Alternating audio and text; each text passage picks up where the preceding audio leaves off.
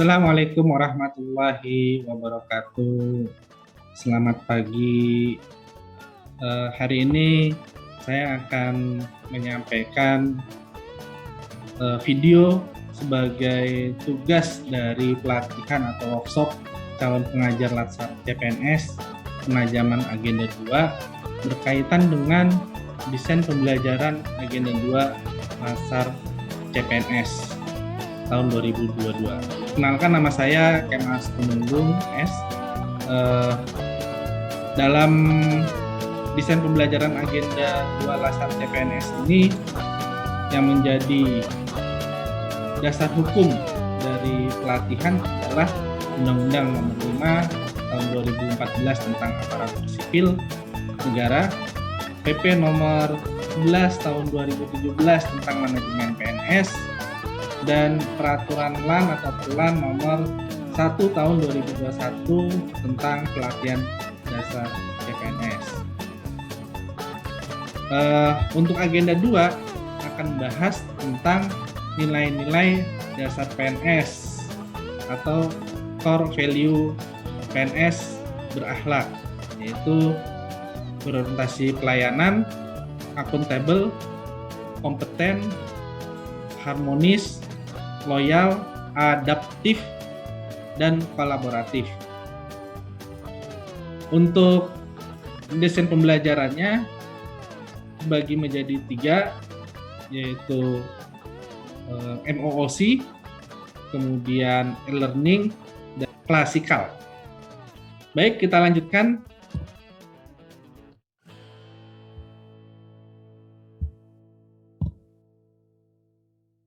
Yang pertama, desain pembelajaran MOOC pada agenda 2. MOOC adalah atau Massive Open Online Course merupakan platform pelatihan dasar atau Latsar secara online untuk calon pegawai negeri sipil CPNS.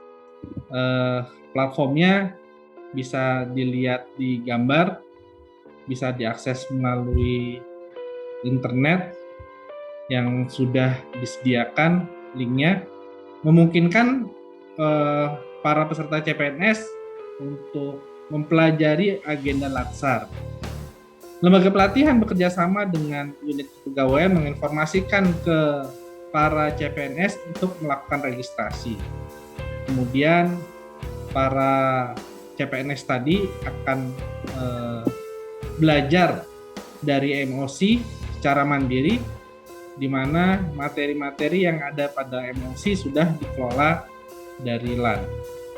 Pembelajaran MOOC diatur dalam UKNIS. Untuk agenda 2, MOOC sebanyak 21 JP atau dilaksanakan selama 7 hari kalender, masing-masing hari sebanyak 3 JP meliputi 7 core value ASN berakhlak tadi.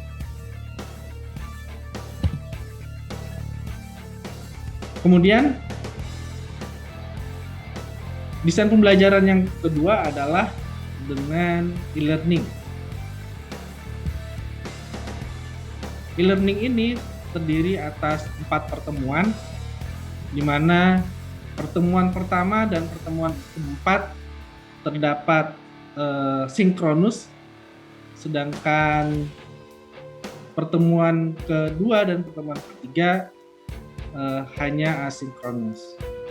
Pada pertemuan pertama, sinkronus sebanyak 2 JP sebagai pembuka atau awalan dari pembelajaran e-learning, dan pada pertemuan terakhir, pertemuan keempat, sinkronus sebanyak 3 JP.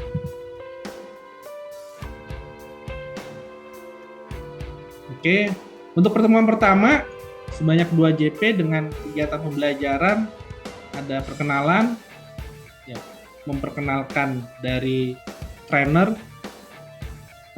kemudian juga perkenalan dari sisi peserta agar lebih lebih akrab, kemudian menjelaskan tujuan pembelajaran agenda 2, kemudian berdiskusi terkait pemahaman berakhlak dari yang sudah mereka baca dari MOOC sebelumnya, dan juga kemudian menjelaskan tugas-tugas yang perlu dilaksanakan selama 4 hari desain pembelajaran e-learning ini. Nah, pada pertemuan terakhir, pertemuan keempat pada hari terakhir dari metode e-learning, sebanyak 3 JP dengan kegiatan pembelajaran, ada icebreaker untuk semakin mendekatkan dengan peserta, kemudian ada tugas kelompok juga yang dikerjakan pada hari tersebut, dan juga presentasi, ya. Dan terakhir yang paling penting juga dari keseluruhan pembelajaran e-learning ini adalah pembulatan agenda 2. Catatan pada desain pembelajaran e-learning, waktu pelaksanaan dan distribusi JP untuk setiap agenda bersifat fleksibel. Materi yang disampaikan harus bersifat pendalaman pada level C3 aplikasi, C4 analisis, C5 evaluasi, dan C6 menciptakan. Sehingga apa yang disampaikan oleh pengajar sifatnya adalah bukan lagi pengetahuan atau pemahaman, tapi lebih kepada aplikasi contoh-contoh terkait dengan agenda 2.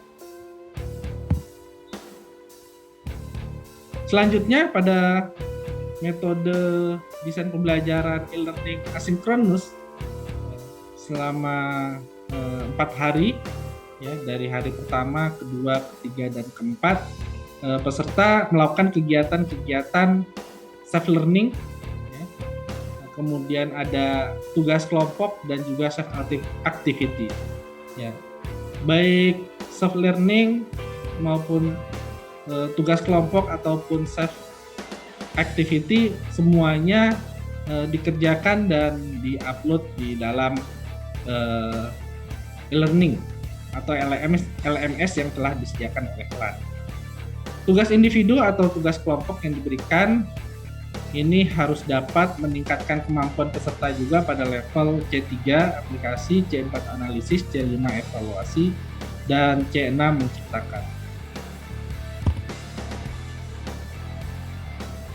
Kemudian metode atau desain pembelajaran yang ketiga adalah klasikal. Pada metode klasikal ini, materi harus bersifat juga penguatan dan pendalaman pada level C3 aplikasi, C4 analisis, C5 evaluasi, dan C6 penciptaan. Dapat berupa diskusi dan evaluasi penerapan nilai-nilai dasar ASN atau core values ASN berakhlak. Untuk klasikal dilaksanakan selama 9 JP dari pagi sampai dengan sore. Dibagi 2, ada kelas besar dan juga kelas kecil, di mana masing-masing kelas para peserta bertemu dengan pengajar, ya, baik nanti bisa secara online atau daring maupun secara luring. Untuk kelas besar, pengajar menyampaikan tujuan pembelajaran, kemudian membagi kelompok, kemudian refleksi berakhlak, kemudian para peserta juga nanti akan mengerjakan tugas kelompok di kelas kecil. Kemudian setelah mereka selesai mengerjakan tugas kelompok, maka para peserta kembali kepada kelas besar untuk mempresentasikan tugas kelompoknya. Dan terakhir, menyimpulkan hasil pembelajaran. Harapannya di kelas kecil, ketika mereka mengerjakan tugas kelompok, mereka juga menyampaikan atau berdiskusi dan mereview pengalaman-pengalaman terkait dengan agenda 2. Metode yang disampaikan pada klasikal ini adalah dengan ceramah interaktif, tanya jawab, curah pendapat, dan diskusi kelompok. Media yang digunakan tentunya ada laptop, bahan tayang, bahan ajar, video, dan games. Untuk video banyak sekali sudah tersedia di YouTube untuk bisa digunakan dan disampaikan kepada para peserta. dan games-games yang bisa disampaikan atau yang diadakan pada peserta ini juga terkait dengan penyatuan ataupun penguatan dari para peserta, dan juga agar para peserta ini bisa saling bersinergi dengan satu sama lain, sehingga mereka bisa mengutarakan ataupun menyampaikan pengalaman-pengalaman terkait dengan core value ASN ini pada teman-teman kelompoknya dengan baik. Baik, itu saja mungkin terkait dengan desain pembelajaran agenda 2 Lasar CPNS yang bisa saya sampaikan. Mungkin sama ataupun tidak jauh berbeda dengan rekan-rekan peserta yang lainnya, tapi sebenarnya agenda 2 Lasar CPNS ini sudah ditetapkan dan disiapkan sedemikian rupa sehingga para pengajar tinggal menyampaikan atau menyesuaikan sesuai dengan pembelajaran yang dilakukan. Baik, terima kasih. Sampai bertemu pada kesempatan yang lainnya. Assalamualaikum warahmatullahi wabarakatuh.